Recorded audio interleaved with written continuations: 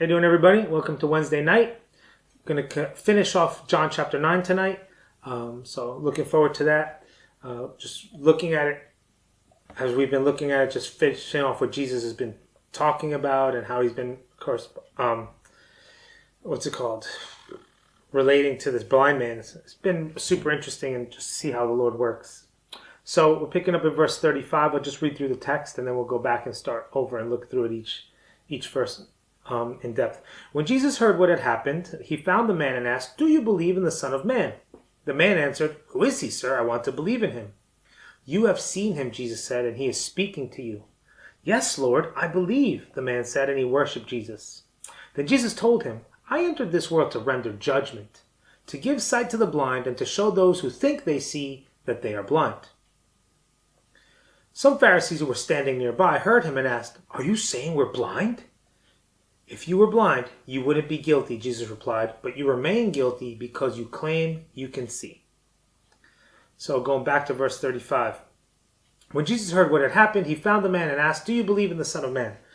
I believe Jesus asked this question of the blind man because it basically defines his whole purpose for being born, right? If John the Baptist, let's follow this with me, track with me. John the Baptist was sent to bear witness so that we might believe in the Son of Man. And Jesus is the Son of Man who we are to believe in. That's what it says in John chapter 1, verses 6 through 12, if you want to go back and look at that. So Jesus is saying, do you believe in the Son of Man? Because he is the Son of Man. Romans 10, chapter 10, verses 9 and 10 says this: "If you confess with your mouth that Jesus is Lord and believe in your heart that God raised him from the dead, you will be saved. For it is by believing in your heart that you are made right with God, and it is by confessing with your mouth that you are saved." So we see here, do you believe in the Son of Man? Jesus, that's the whole point, reason he came to earth, so that we would believe and be saved, right? So verse 36, the man answered, "Who is he, sir? I want to believe in him."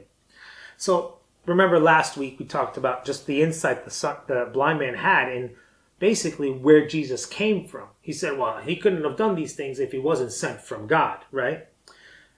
The man answered, "Who is he, sir? I want to believe in him." He knows at the very least Jesus is sent from God because he can't have otherwise healed him of his blindness. And but he doesn't truly understand who Jesus is. He doesn't understand Jesus not only is sent from God, but that he is God.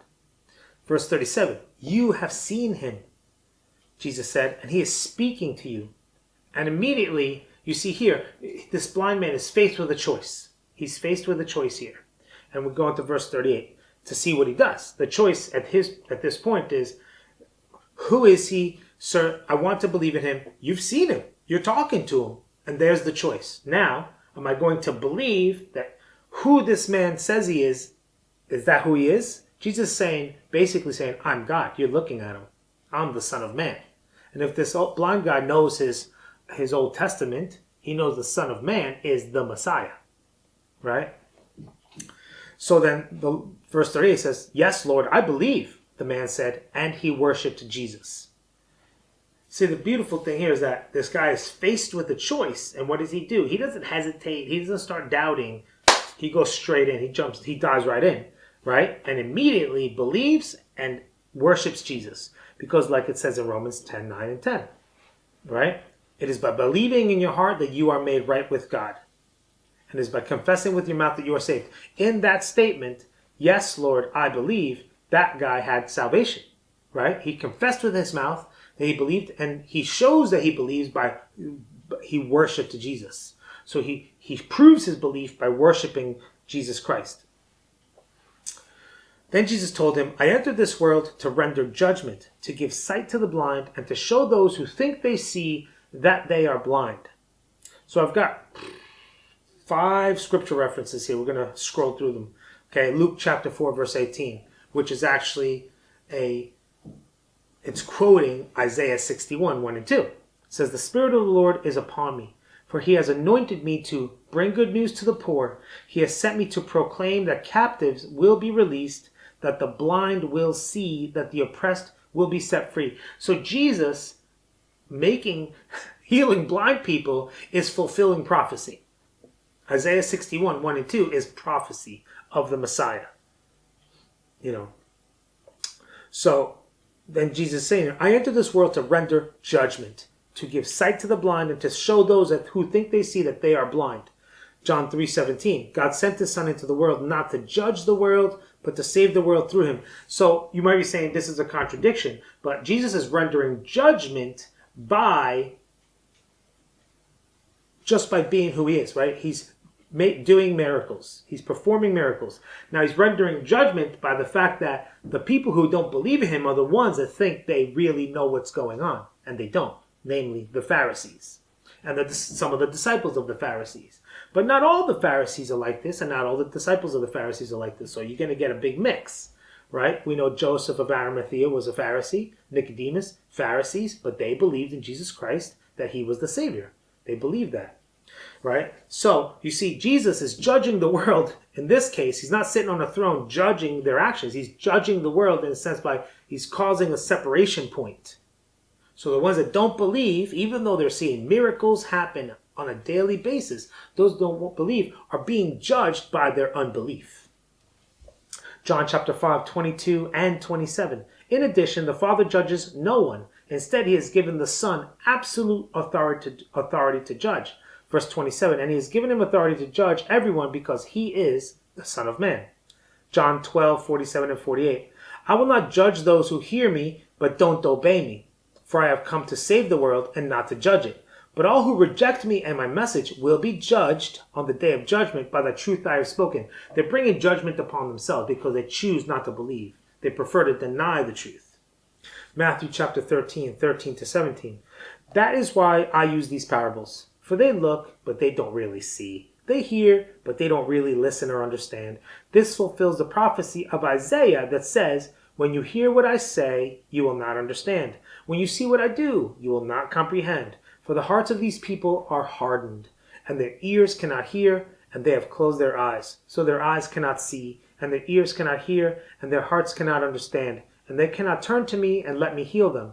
But blessed are your eyes, because they see, and your ears, because they hear. I tell you the truth, many prophets and righteous people longed to see what you see, but they didn't see it. And they longed to hear what you hear, but they didn't hear it. So basically what it boils down to is this. Jesus isn't here to waste time trying to convince people of who he is. You're either going to believe what he's doing, that because of what he's doing, he is who he is, or you're not.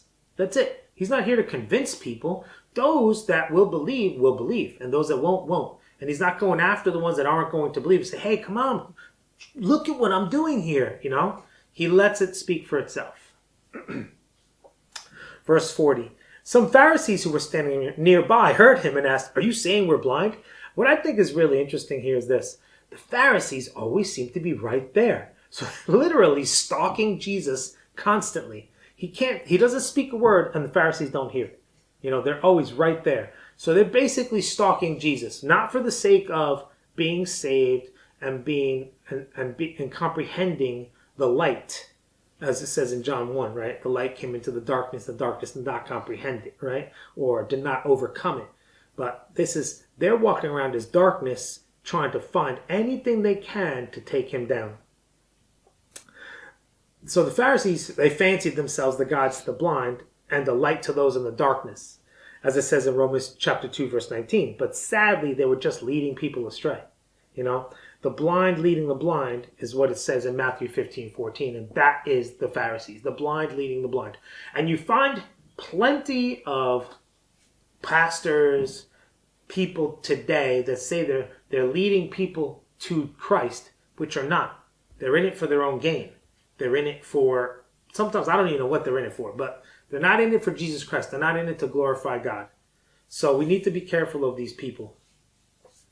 And we need to, like it says, we need to test everything by the Spirit. Everything that we hear, whether it be on YouTube, because lots of people watching YouTube these days, whether it's on Facebook, YouTube, the news apps, or whatever it might be, you need to test everything by the Spirit to see if it is from God or not.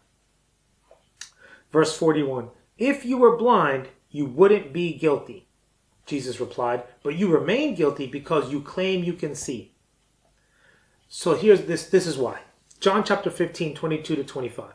They would not be guilty if I had not come and spoken to them. But now they have no excuse for their sin. Anyone who hates me also hates my Father. If I hadn't done such miraculous signs among them that no one else could do, they would not be guilty. But as it is, they have seen everything I did, yet they still hate me and my Father. This fulfills what is written in their scriptures. They hated me without cause. So you find this. Because Jesus came and did these miracles, right, and made himself known, now these people are guilty because they choose not to believe. Now they're guilty because of that. If Jesus had never shown up and never done any miracles, had never shown who he was, and they didn't believe, fair enough. You have no reason to believe it. But they have a reason to believe it, and they still choose to deny it. And you'll come across hundreds and thousands and tens of thousands and millions of people in the world today that are just like the Pharisees. They know who Jesus is. They've seen amazing things that Jesus has done in modern day, maybe to family members or things like that, healing, all kinds of things, and they still don't believe. So you come down to this again, a choice. You can hang on to what you believe, or you can take the truth and hang on to it. Jesus Christ is the truth. So basically, once we've heard, we're without excuse, right? You might be, for instance, you get into a car, first time you've ever been in a car, first time you've ever been on a road, you just start driving, and you're enjoying it. You're just going, right? You're not doing anything wrong. Why? You're going 50 miles an hour in a 20 mile an hour zone. Technically, you're not doing anything wrong. Why? Because you are unaware of the speed limit. You are unaware that there is even a speed limit. Then you get pulled over and the police officer says to you, you're going 50 in a 20. You think, oh, okay, what does that mean? He explains. There is a set speed limit on each road. You have to look at the sign. It says a number. You have to keep to that number or below that number. If you go over that number, you are breaking the law and you are speeding. Oh, officer, now I know. Now when he takes off again and he's doing 50 and a 20, now he's guilty because he knows better. And James chapter 4 verse 17 tells us that. It says, remember, it is sin to know what you ought to do and then not do it. So in this case, we're talking about Jesus as the Messiah. It is sin to know that Jesus is the Messiah and not believe in him. And you might be saying, how is that a sin? It's a sin because it will be counted against you. If you don't believe in Jesus, you will be judged for the fact that you knew better and chose not to believe. You will be judged for that. So, if you know what to do and you don't do it, remember, you're wrong. And you need to check yourself and fix those things. But at the same time, we need to make sure we don't have hard hearts like the Pharisees. And even though you might think, well, I go to church every week and I listen to all the studies online and I do 54 Bible studies in a week and I read my Bible every single day, that doesn't mean you don't have a hard heart. It doesn't mean you don't have a hard heart. And I would actually contest you on how much time you spend on all these other supplemental things. How much time do you spend on reading the Word and just seeing what God tells you through the Word alone? Who sustains themselves on vitamins and minerals and never eating any food? That's the same thing as just constantly spending time. Well, I do 6 devotionals a day and I go to 44 Bible studies and I read a commentary every day. Well, that's great and all, but that's what everybody else has chewed for you. Are you a baby bird that you need the mom to chew the food and then put it in your mouth? Is that how it works? That's not how spiritual life works. Spiritual life works where you take your own food and you chew it yourself, meaning you read the Bible for yourself and you chew it, meaning you think about it, you meditate and contemplate it and see what the Lord gives you. That's how we get food, spiritual food. We don't, not just reading what other people have come across the Bible and what they think about the Bible, So not to say that those aren't good, but again, we don't sustain life. You don't sustain your own life by only never eating food and only eating vitamins. You can't sustain your life like that. And that's how I would view, in a sense, devotionals, commentaries, all these things. They're all good in their place, but they should not be the main food. So don't have a hard heart.